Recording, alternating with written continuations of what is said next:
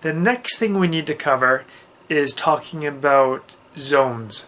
So I'll get you guys working in training zones, and I think to start us off we're going to do 4 zones. Okay, so now I'm going to pull this picture of the zones up and you can see what that looks like. So you can, when you look at these training zones, and everyone's going to have different values. So my values will be different than yours, and yours will be different than someone else's.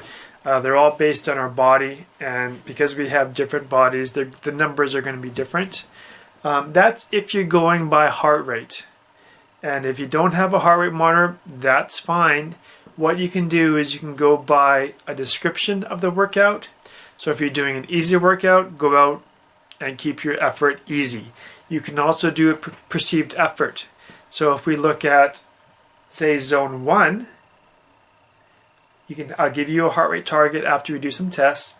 The type of workout would be recovery or easy, and the perceived effort would be sub 70%. Sub means below, so 70% or under. And then description means, how does that feel? It's very easy. Okay, so you're going to go out and do an easy run, or easy bike, or easy swim. Let's go to level 2. Sorry, let's go to zone 2. Zone 2, the type of workout is called LSD, which stands for long, slow distance.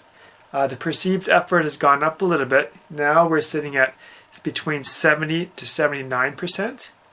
And the description of zone 2 would be light to moderate effort. Okay. Now let's go to zone 3.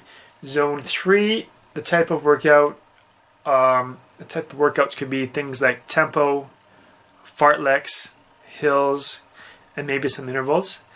But we're not doing that this week, so you don't have to worry about it. As we move on to the weeks, I'll describe what those mean. The perceived effort on zone 3 is 80 to 84%, so we're going a little bit harder. And then the description of zone 3 is somewhat hard. Okay. Now let's move on to zone 4. Zone 4, the type of workouts would be longer, harder intervals and efforts near the anaerobic threshold or threshold levels. And as we move into those types of workouts, I will tell you what that means in more detail as we go along. Let's move on to perceived effort of zone 4 is 85%, so you're working pretty hard, and the description is hard. Okay, and those are the 4 zones that you're going to be working in. Some of my other athletes, I give them zone 5, but we rarely as triathletes go into zone 5, especially the longer races that we don't do a lot of zone 5 efforts. So we usually work in 4 zones. Okay.